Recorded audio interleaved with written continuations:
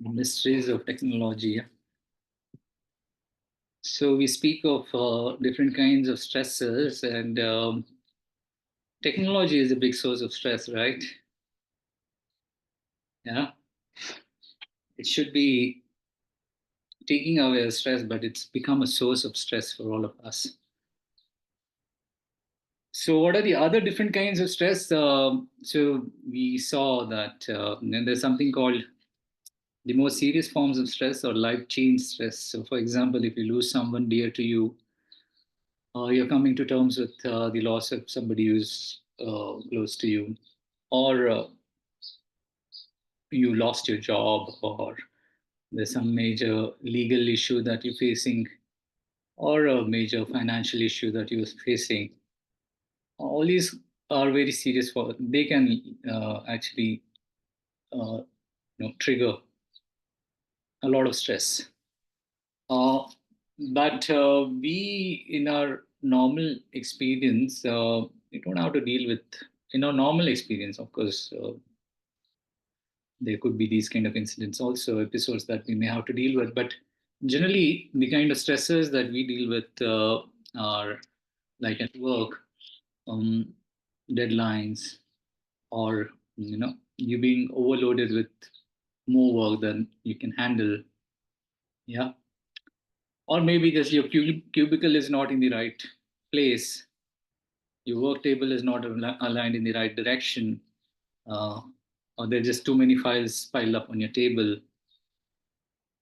uh, yeah, that could be a source of stress for you, right? Or your drive from work to home, that's a major source of stress, right? All the traffic on the road, uh, that is a major source of stress for us. uh, Then there's something called environmental stresses, right? So there are sources of stress in the environment. Noise is one that you spoke of. Pollution is another source of stress. Yeah, pollution does trigger stress. Uh, then uh, or other forms of stress like social stress. Yeah, for people like us who are kind of constantly surrounded by other people, we live in very densely populated areas, or just this proximity or the density of people around you, that can become a source of stress. For some people, loneliness can be a source of stress. I mean, they live in very lonely places with no contact with other people. That can become a source of stress. So these are forms of social stress. Or regular things at work, at home, for example, too many errands to do. Yeah, uh, too many dishes to wash. That could be a source of stress. So there are all different kinds of uh, all manners, all types of stresses in the environment that we live in. Uh, we can identify them as social stress or environmental stress, or you know regular other kinds of stress.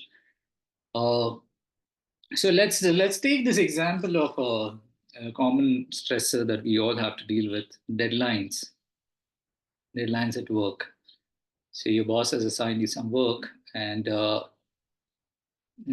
deadline is approaching, and you find that you're short of resources to meet the deadline. That would trigger stress. So now we're trying to kind of develop some sort of a mechanism to deal with this kind of stress. So, with this as the example, let's see how meditation.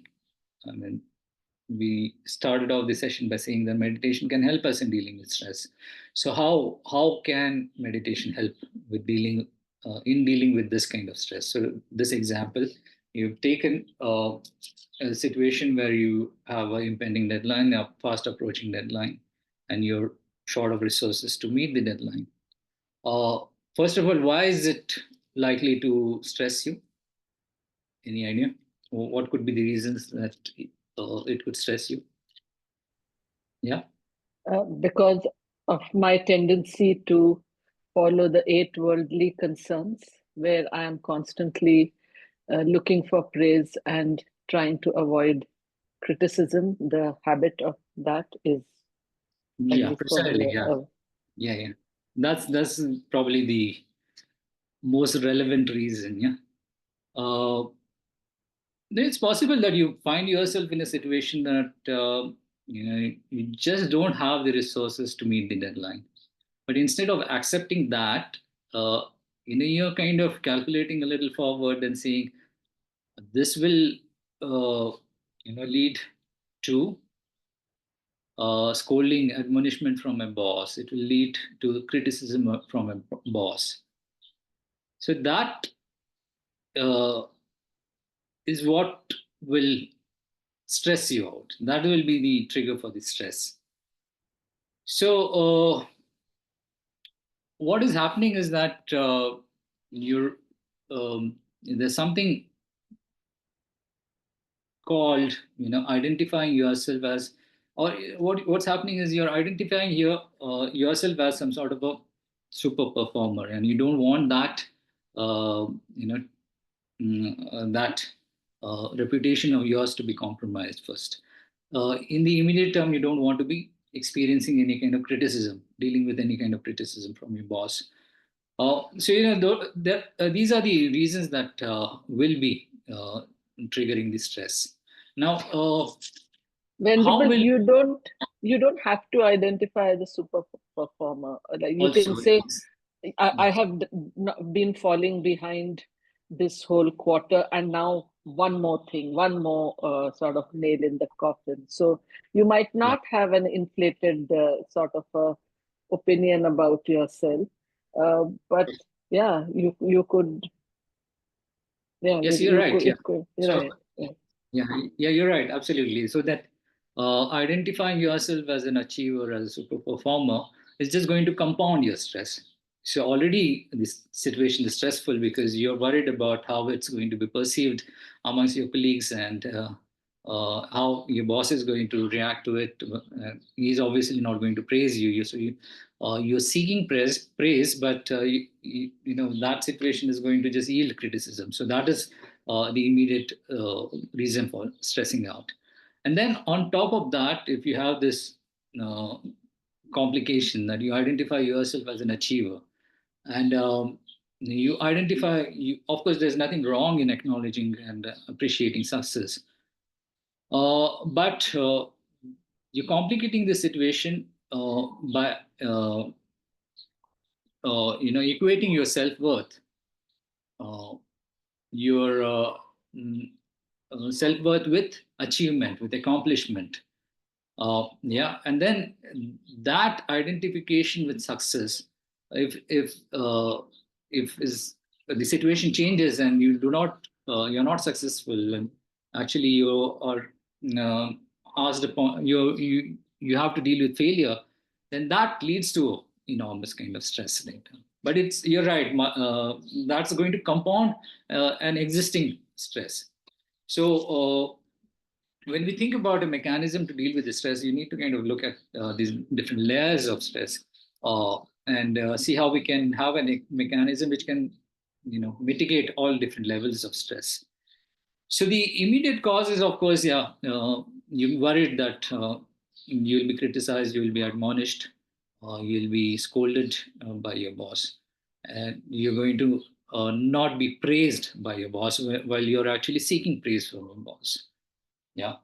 So, how would meditation then help us in dealing with this? Yeah. So what we did at the start of the session, is there something that we can draw from that session? Something that can help us mitigate this kind of stress. So what we did was a mindfulness meditation, right? So what mindfulness does is uh, help you peer into the mental continuum, and then familiarize yourselves with the different mental events, mental episodes that arise in your mind stream. Uh, and mindfulness then makes you or provides you, if your ability to be mindful advances sufficiently, then you would be aware of any kind of unpleasant feelings that would arise. Yeah. So in this case, when there's an impending deadline and that triggers stress, it manifests as an unpleasant feeling in your mind stream. So you identify that feeling first. And then typically, our responses are mostly very reactive.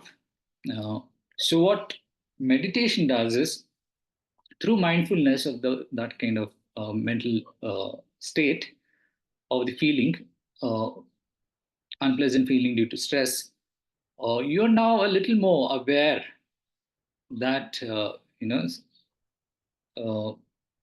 you're aware, you have the knowledge of what that stress is. Uh, so you're aware of the existence of the stress. Typically, you're not aware. The stress is kind of manifested in your continuum, physical and mental, and you react immediately because you do not want that unpleasant feeling to be prolonged. But because your response is very reactive, very often it's not productive. Yeah. So what meditation does is, through mindfulness, it introduces a certain kind of pause in your response, in your reaction. So you're aware of your feeling, unpleasant feeling, uh, because of the stress, and then it that awareness itself kind of gives you some space from your perceiving the stimulus to the time you actually respond. There's some space, a pause that is introduced, and you can use that space then to uh, you know regulate your response, to shape your response. And that shaping of the response can happen by uh, you know invoking some sort of wisdom that we have acquired through reflection, study, reflection, contemplation from the past. Specifically, when you're talking about this kind of situation, where you're stressed out because of an impending deadline, and it's caused because you fear that you'll be criticized. So you invoke your wisdom of the eight worldly concerns that define, govern most of our actions. So you uh, know that most of our actions are governed by these eight worldly concerns, and inevitably, because of that, our responses yield more suffering, and they do not actually help us mitigate suffering. Whereas that's what we are wanting to do. So we are forever in search of praise, and forever want to avoid criticism. We want, physical pleasure and to avoid pain. We want fame and avoid any kind of ill repute. And we want profit and avoid any kind of loss. So those are the eight worldly concerns that define most of our responses, most of our actions. Even in this case, you're trying to avoid criticism. That is a first instinct. Yeah. But if you're actually reflected or contemplated on this concept of the eight worldly concerns, then you would be aware, first of all, that stress has manifested, and then you're prone to react. So resist that tendency. Yeah. Uh, so here you're trying to avoid criticism. Secondly, you're also worried that, so there's anxiety that also builds up. If you're not able to complete the task in time, then it will take away some points from your appraisal at the end of the year or end of the quarter.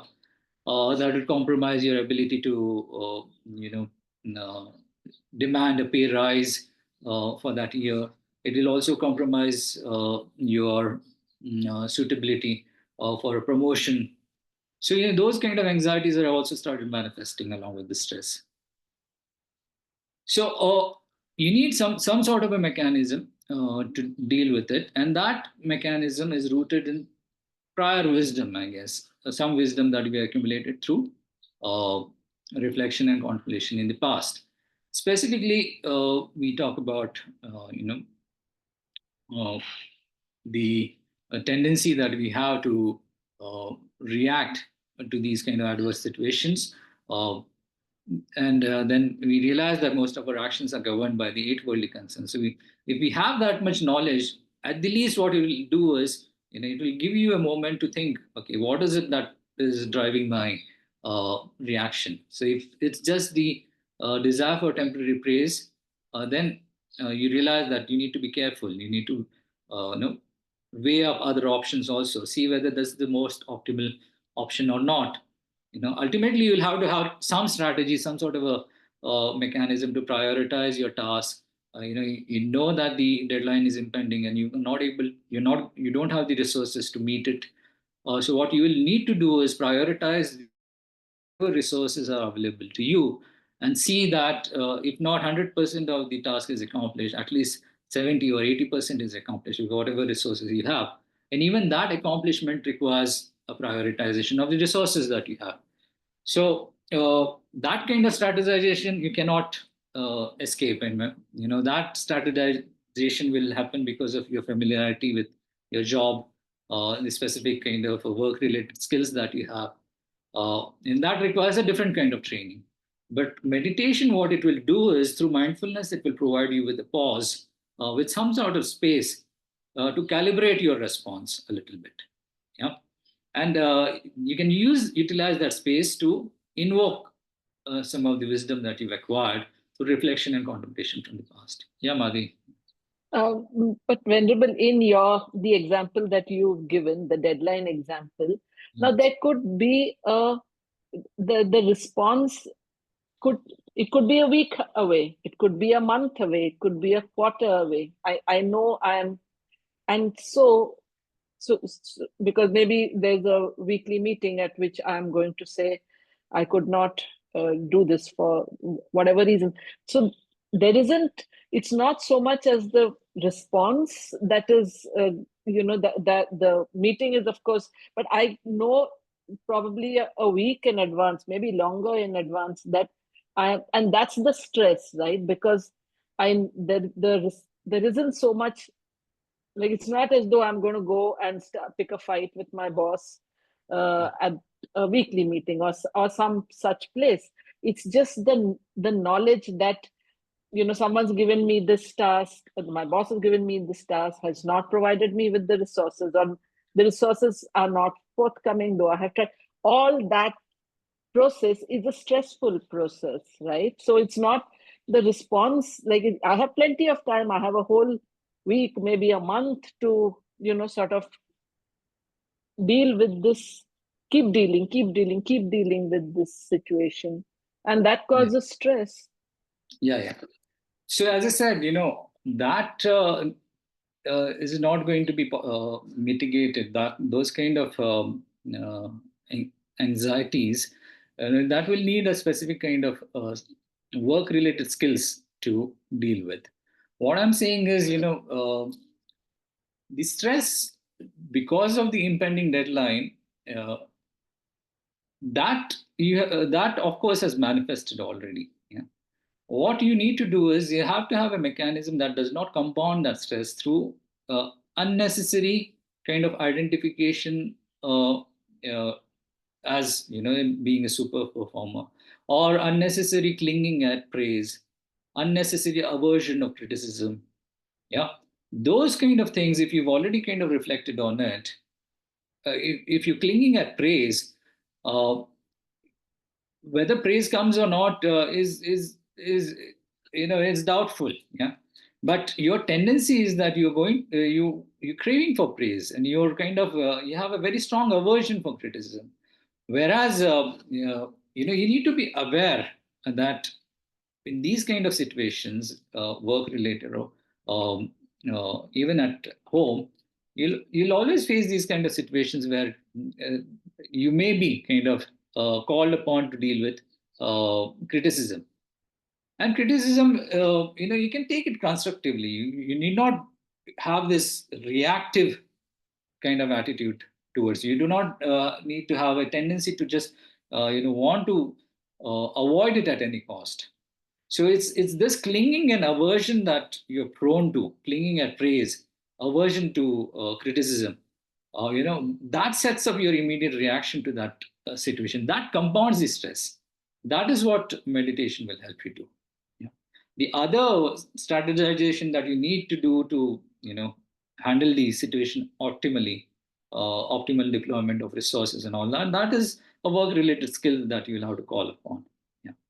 But this immediate kind of clinging to praise, immediate kind of aversion to criticism, that is going to kind of, inflict the second wound, so to say, the second arrow. The first arrow of stress is already hit you. You need to kind of, meditation will make you aware of that first arrow. Is the second arrow that you draw upon yourself actually through this, almost instinctive clinging to praise, instinctive aversion to criticism. That is what is going to be. That is what mindfulness and meditation will help you regulate. So, yeah. So the wisdom that you can invoke to deal in these kind of situations, where the mindfulness has provided you with some space to calibrate your response through wisdom. So the wisdom is essentially in terms of understanding that over identification with, you have this identity of yourself being an achiever, or uh, you over identify yourself with success. In the process, what's happened is that you weigh your self-worth in terms of the assessment that your colleagues and your superiors have about you. If that is the case, then the moment the situation becomes a little adverse, and you're going to be in a situation where your boss is going to be criticized, and automatically your peace is compromised, because you're over identifying with success. You're over identifying with, you're kind of equating your self-worth with success. So that identification should not happen. And that identification happens because, firstly, you have this tendency to think of, you have this um, tendency, first of all, to think about yourself as a certain kind of person. When you know that things are forever in a evolving, you know changing kind of state. So the other principle that you need to invoke to uh, cultivate this wisdom to deal with these situations is the principle of impermanence. Yeah. Uh, so your identity also kind of evolves, because you're physically kind of evolving, also mentally evolving. Nothing is in a permanent state. But because of our tendency to identify ourselves with a certain physical form that we associate with ourselves, a certain kind of mental composition that we associate with ourselves, we have this fixed identity that we do not want to kind of let go of. Yeah. Whereas the reality is that both these elements, both these aggregates, the physical aggregates and the mental aggregates, are forever evolving. And hence our identity also needs to kind of be evolving and not be fixed. So that's one way to deal with it. So there's impermanence that we need to invoke. Then the other thing that we need to invoke is realizing that uh, these sources of satisfaction, uh, or these sources of these worldly sources that you think are can provide you with satisfaction, actually do not have the capacity to yield that kind of satisfaction. So, meeting the deadline, completing the task. Uh, okay, I mean, you should work towards accomplishing that, but by itself, that is not the source of your real satisfaction. So you need to also be aware of the fact that worldly situations, worldly objects, do not have the capacity to yield you the kind of satisfaction that you crave for. So they have a very limited uh, potential to yield you satisfaction.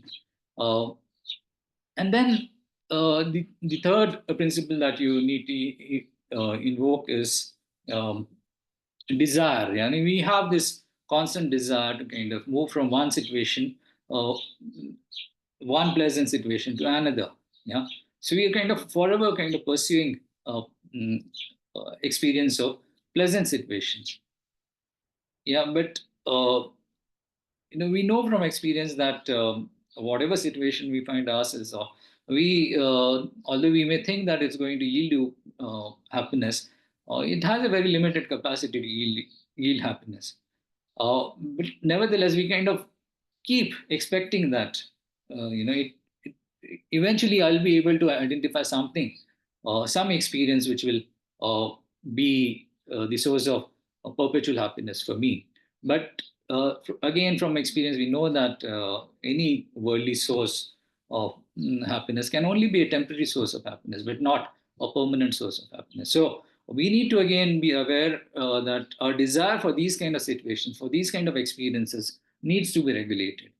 So, these three kind of principles, if we invoke, uh, then along with the pause that mindfulness yields, uh, we can then invoke this wisdom from the three principles of unlimited desire, uh, you know, uh, then the unsatisfactoriness of worldly events and worldly things to provide you with happiness, and then over identification, yeah, uh, with the self and the sources of happiness. We can draw from the wisdom that we have from reflecting on the unsuitability of worldly things to provide you with happiness, and then invoke that wisdom to calibrate our response to that stressful situation instead of just instinctively reacting to it. So that's a way in which you can use meditation to deal with stress. So at the least, what it will do is make you aware of what uh, when the mind is stressed, and then because of that awareness, uh, and if you train a little bit, uh, you will pause for a moment, not just immediately instinctively react to the situation, and use whatever wisdom you have accumulated through your previous training, and then respond to the situation. So it introduces some wisdom in your response. So, okay, now again, that wisdom again needs to be a little calibrated again, in the sense that uh, you need to have some sort of an overarching, pervasive regime, a guidance regime to help you decide what would be a good response in that situation. Uh, if your response is triggered mostly by this overarching desire to service your own self, uh, although your response would be calibrated, it would act from some sort of a wisdom. It would be enacted from some sort of through some sort of wisdom. They would still not be yielding you happiness in the long run. So there is a need for us to examine what kind of a pervasive guidance regime you're invoking to uh, calibrate your responses. So the principles of impermanence, uh, excessive craving, and the unsatisfactoriness of objects, worldly objects to provide you with happiness, that's fine. But apart from that, is there some other overarching, ethical regime, ethic, or some other form of guidance that you need to modulate your responses?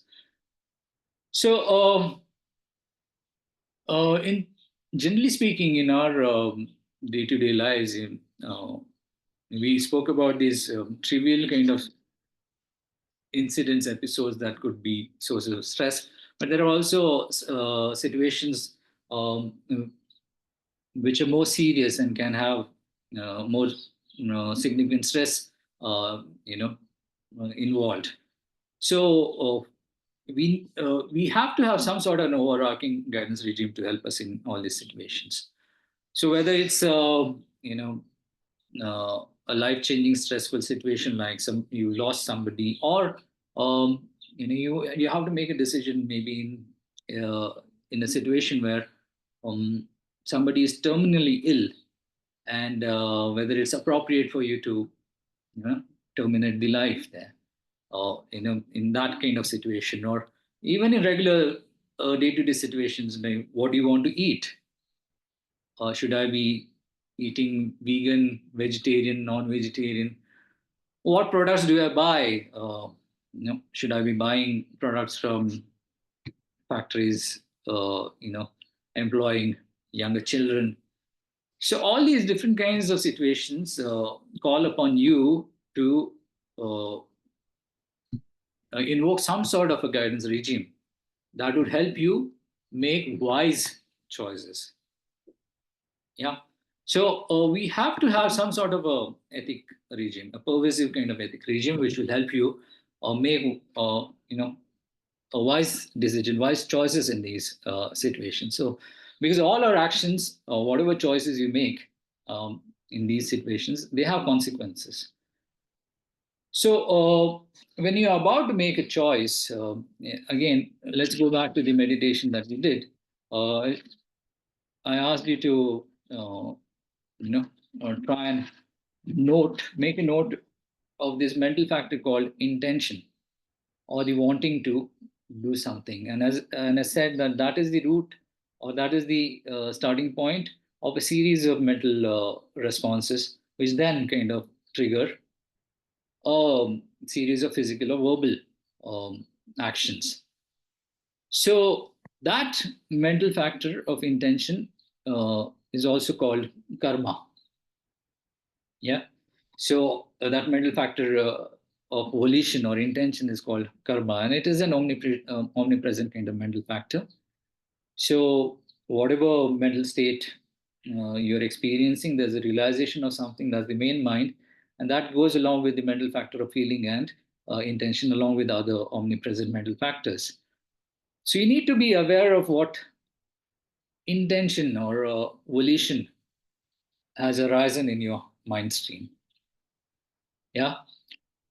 Because then that, as I said, it is the starting point of a unique path of action, and that unique path of action would involve a mental action, a physical action, a verbal action. Yeah, and that is what constitutes karma. So any kind of motivated action constitutes karma. Yeah, reflex actions do not count, do not yield karma, but motivated actions. So it's that moment when the intention arises in your mind stream, you need to be mindful about the intention that has arisen in your mind stream. Uh, and if it is triggered by worldly concerns, self-cherishing concerns, then it will yield actions which are unwholesome.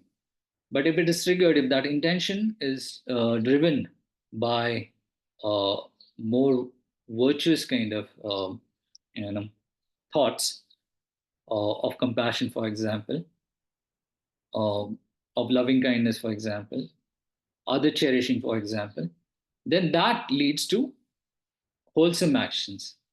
Wholesome actions lead to positive karma, and positive karma is the cause of happiness for you in the future.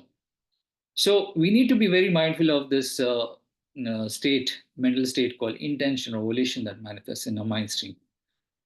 Uh, so how do we ensure that intention triggers a wholesome action? So what we need to do is again, in and out of our meditation, we need to do a lot of training uh, in practices like compassion, in practices of loving kindness, in practice of equanimity, and make sure that that intention or motivation uh, gets hitched to the locomotive of these virtuous thoughts of compassion or loving kindness, uh, or equanimity. Yeah, Sachin has raised that. Yeah, Sachin, you have a Yeah, question. Yeah, just so I understand this better, Yeah. what is intention? Is it just a self-directed thought, or um, I'm just trying to understand. I understand the terminology better. Can you give me an Okay. example?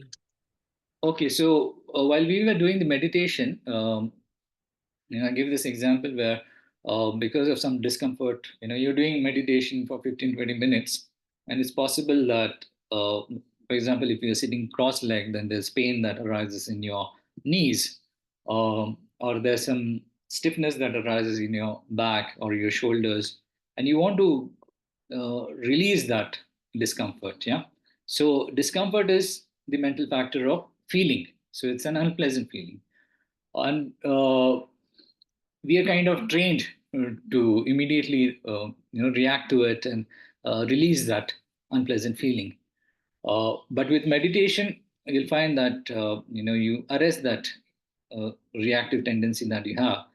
But maybe at a certain point, you cannot ignore that pain, that unpleasant feeling that you're experiencing, and you want to release it.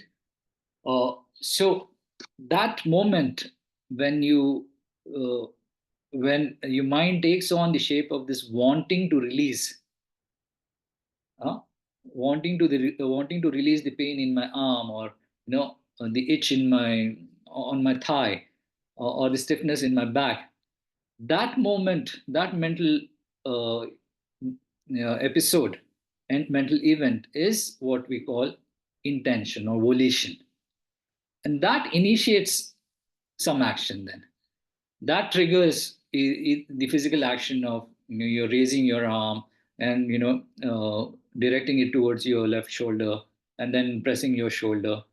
So when we're doing the meditation, I ask you to be aware of all these physical movements also. But that process started initiated with the wanting to release the pain. Yeah.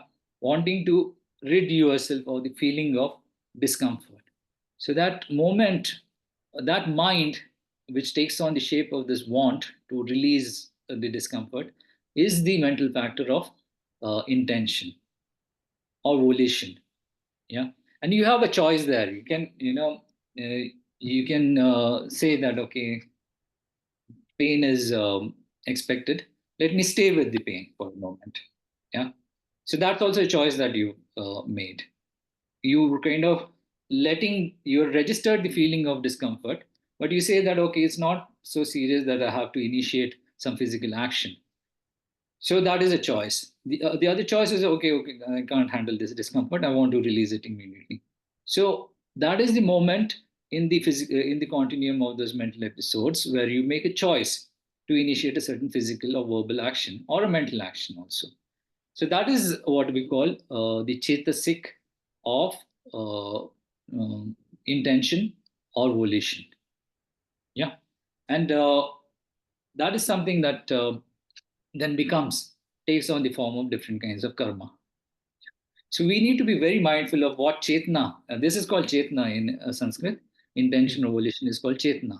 So what kind of chetna arises in our mind stream? Be mindful of that. And then Is let some sort of and again I spoke about pervasive ethic. So if your underlying pervasive ethic is that of compassion, or loving kindness or equanimity, then it will chart a unique kind of path of action. If it is devoid of compassion, if it is kind of predominantly self-cherishing, then it will chart a different path. Yeah. So you need to be mindful of what that intention is, and then let your wisdom shape the karmic path that is charted out. So okay, so the is intention always involuntary, or can we also, is there an aspect where we are also contributing? Like, so I keep hearing this right intention sometimes in Buddhist studies, right? So, mm, mm. so is it something that I have Yeah, yeah, agency over creating as well, or is it always just have to notice that it is what my natural intention yeah. is? Yeah. So you have choice there. You have choice, and you can train. You can train to ensure that a certain kind of intention manifests. Yeah, but intention is forever present in your mental continuum. Whatever realization you have. The realization is the realization of the physical discomfort is the main mind. So that is the main mind that has taken on the form of a sensory awareness, some sort of a tactile awareness. So that realization is accompanied by this mental factor of feeling. The feeling is of discomfort. And then feeling goes along with the other mental factor of chetna or volition. Volition would be if you're untrained, you would react to it, instinctively kind of want to release that discomfort. But if you're trained and you've had some experience behind you in mindfulness meditation, then you'll find that certain discomfort you're able to deal with mentally. And it will just dissolve, it will just fade away. So stay with it. So you have the choice of reacting immediately, or maybe staying with it for a while and then make a choice later on. So you have that choice. So Chetna, it triggers different kinds of karmic paths for you. Okay, so Chetna, shaped by a pervasive ethic regime. Buddhism would talk about compassion being a desired ethic regime, or loving kindness or equanimity being a desirable ethic regime, or other cherishing being a desirable ethic regime, as opposed to self-cherishing. So we need to again invoke all the wisdom that we've collected from our previous training, bring it to forth in these kind of moments, and then let that shape the karmic path that we take. Okay, now that brings us to the question of, yeah, Nicole. Venerable Calvin, when you were talking about these different factors like impermanence and recalling about worldly things, these points, when you said them, I thought, oh, yeah, okay, this is true from what I've contemplated in the past. But I always forget, honestly. Like, I always forget these things. So, how do you remember to bring these points up when they are so far from your day-to-day thinking? Yeah. So, the more we do this kind of mindfulness meditations, you'll find that uh, right now our mind appears to us to be some sort of a monolithic event or experience. But when we do this mindfulness experience or mindfulness meditation, you'll find that you can resolve different aspects, different components of the mental experience that you're having. And there are different episodes, mental events that arise in the mental continuum. So effectively, what happens is you, the process goes through some sort of a or rather your perception, your realization of the mental processes, it goes through some sort of a slow motion thing. Yeah? So it slows down and you're able to kind of resolve the individual components of this mental process. So the more you train, the more clear you would be in identifying the different distinct components of the mental process. And then when the mental factor of intention arises, and then you've like, for example, in today's session, you've seen how you could uh, shape that intention with previous wisdom, prior wisdom of the principles of unsatisfactoriness, craving, and impermanence. Uh, so you're not aware, at least aware. So there's some imprint in your mind stream that says, okay, these two need to be kind of linked up later on when a situation like this arises. And then with training, you'll find that you'll be able to let these imprints manifest. But it needs training. You need to kind of, however, keep reminding yourself about these things. So with some sort of training, it will be possible for us to invoke these uh, things. Yeah, Madhvi. Yeah, no, just to Nicole, not being obviously trained and stuff. One thing that works for me, I mean, works is a pretty strong word, but one thing that I try and do is say stop. Like I just like that much I have trained. Not that I'm saying that every time I'm able to have an ethical volition or something, I'm not, but at least I have, before sending off that message, or before replying, or before even feeling that feeling arising, gosh, that, I just try and use the word stop for myself. Sometimes that stop works, other times it doesn't. But I'm hoping that stop, along with more training, like Kalden last says, maybe I'll get better. Yeah, right now we are forever in this autopilot mode. Your mind is kind of doing things, and it is driving you in uh, towards certain kind of physical actions and verbal actions. Uh, so it's mostly reactive. We're not really invoking any of the training that we're spending so many hours of our time in understanding. Uh, with mindfulness meditation, things will slow down for us, and it will give us some pause in our uh, response mechanism. It will give you some time to identify what kind of mental states arise in your mind stream. It will help you identify the stress, and then it will help you identify this factor of volition, and then use some of your training from the past to shape your volition. Okay, so now, as we discussed, volition is the starting point for different kinds of parts of actions to manifest. So I'll just introduce the concept of karma, uh, and then we'll pause in another 5 minutes and take up the discussion, continue the discussion in our next session. Uh, so, as I said, karma is essentially this mental factor of volition. Uh, so, it is an omnipresent kind of mental factor, as in whatever state of mind manifests in your mental continuum. Uh, the mental factor of volition is forever present. The mental factor of feeling is forever present along with it. There are other mental states, mental factors like anger or other malicious states or attachment. They may not be forever present in your mental continuum, but uh, mental factor of chetna, mental factor of discrimination, mental factor of feeling, uh, mental factor of attention. These are forever present in our mind stream. So these determine, these kind of initiate some sort of a motivated action from our side. The mental factor of chetna. So motivated action, then what it does is it plants a seed on our mind stream. You engage in the motivated action. It could be a physical, mental, or a verbal action. And then that motivated action plants a seed on your mind stream. And that seed, when it meets with the right conditions, it matures and yields a certain kind of result in the future.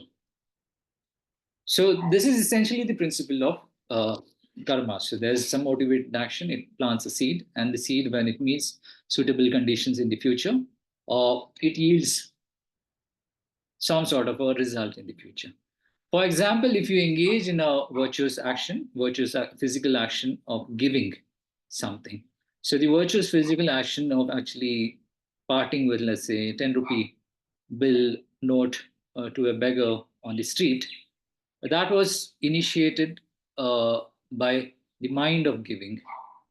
The mind of giving is actually, it has this mental factor of wanting to aid somebody or wanting to relieve somebody of his suffering, his or her suffering.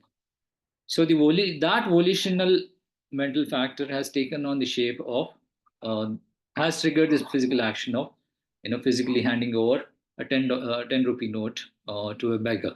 So it is a virtuous action. It is driven by the ethic of wanting to help others or other cherishing, the overarching framework that I was speaking to. So if you've trained yourself enough, you encounter a situation like this, your actions are forever kind of inspired by this attitude of other cherishing, not self cherishing. And you engage in this action of giving, triggered by this volition of wanting to give. That leads to this physical action, which is a virtuous action. So the virtuous action would then plant a seed on your mind stream. So the virtuous action of giving will yield a result in the shape of you being endowed with abundant resource in the future. Yeah. So the virtuous action of giving uh, yields the experience of being united with abundance of resources in the future. Yeah. Commensurate, of course. Yeah. Proportionate. So virtuous action yields a favorable experience in the future. On the opposite hand, if you've engaged in a non-virtuous action of, let's say, stealing or harming somebody, that would yield the result of suffering in the future. So that is the essential contour of the law of karma. So karma, in this sense, is fixed. Virtuous actions yield happiness, whereas non-virtuous actions would yield suffering in the future.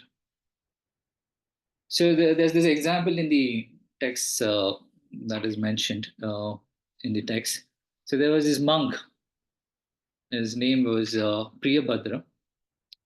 And he was born with an extremely unpleasant kind of body, uh, ugly body, but he had an extremely sweet voice. So that is the ripened result. Now, that ripened result had to have some sort of a proportionate, similar, concordant kind of cause. So, what were the, because that is what the law of karma is. Yeah.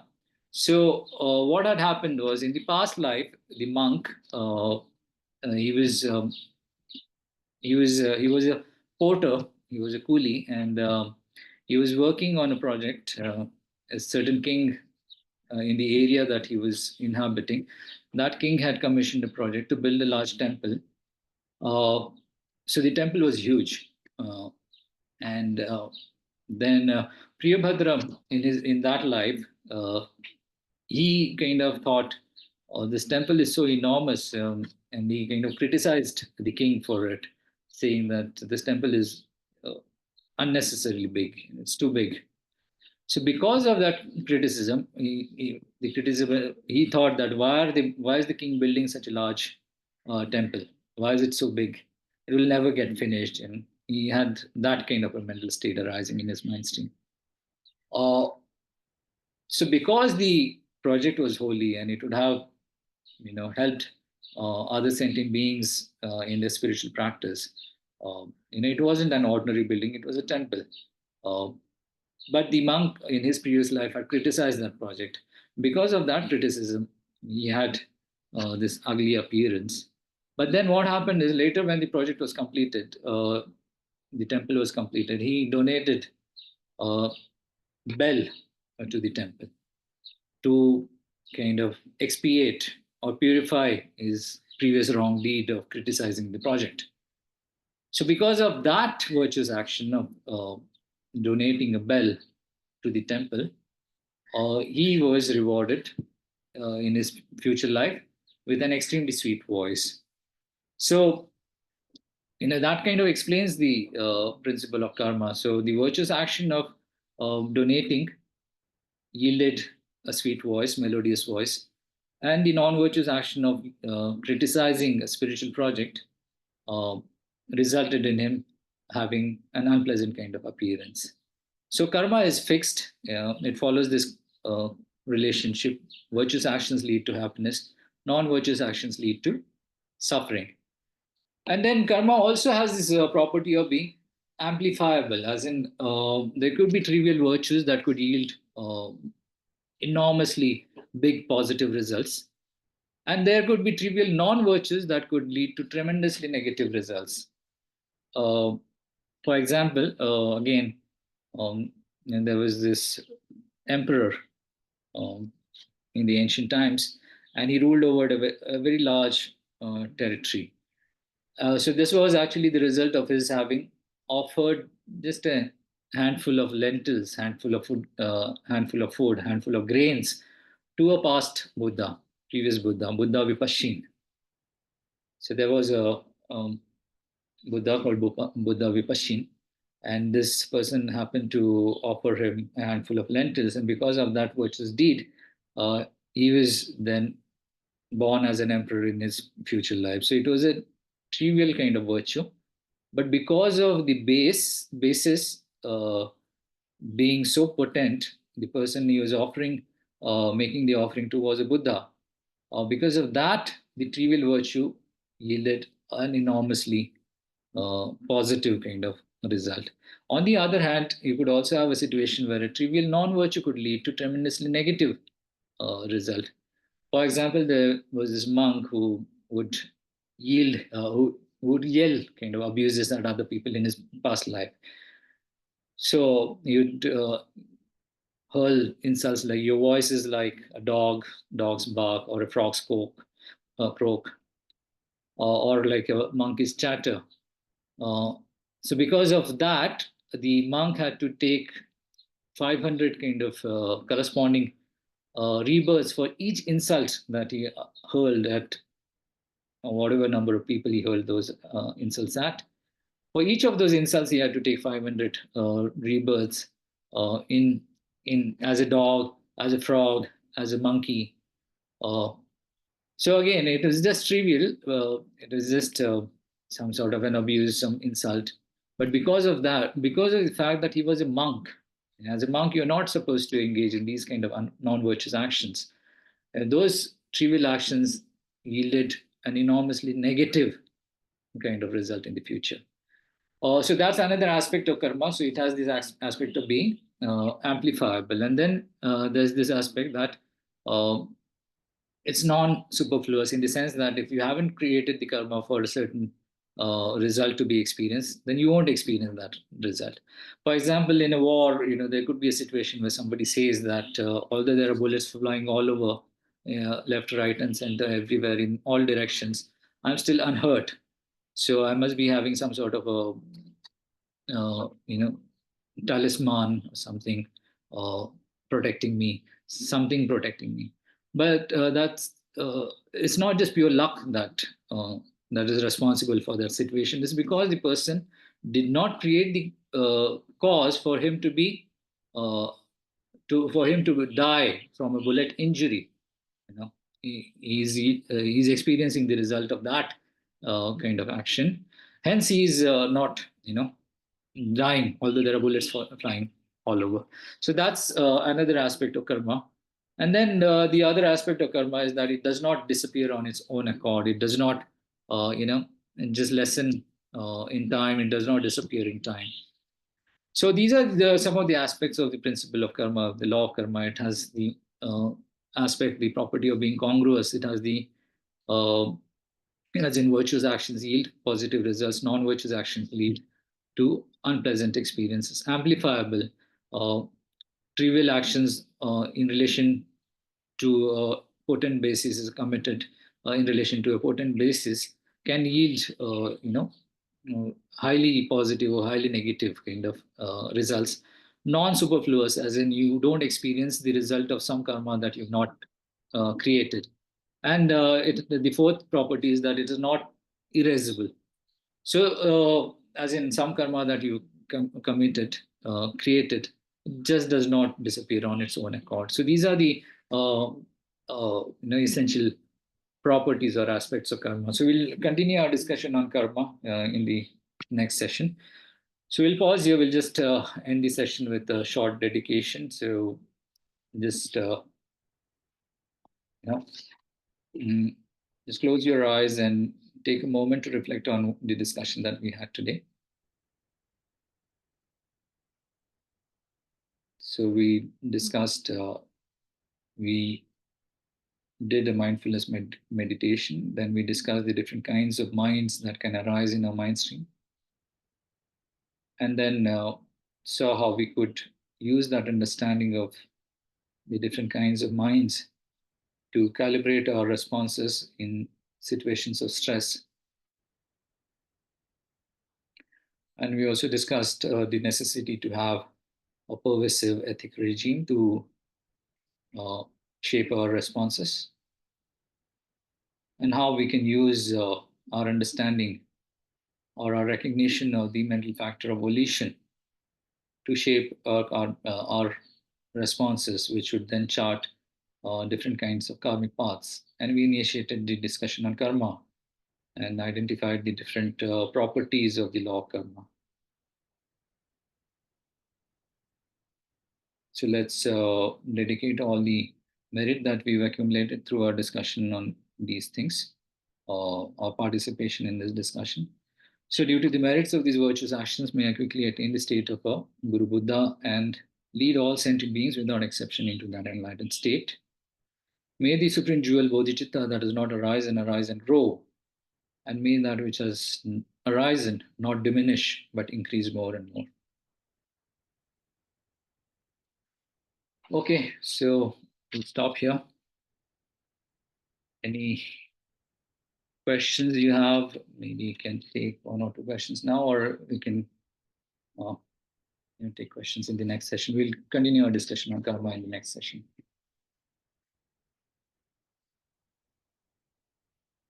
Okay, so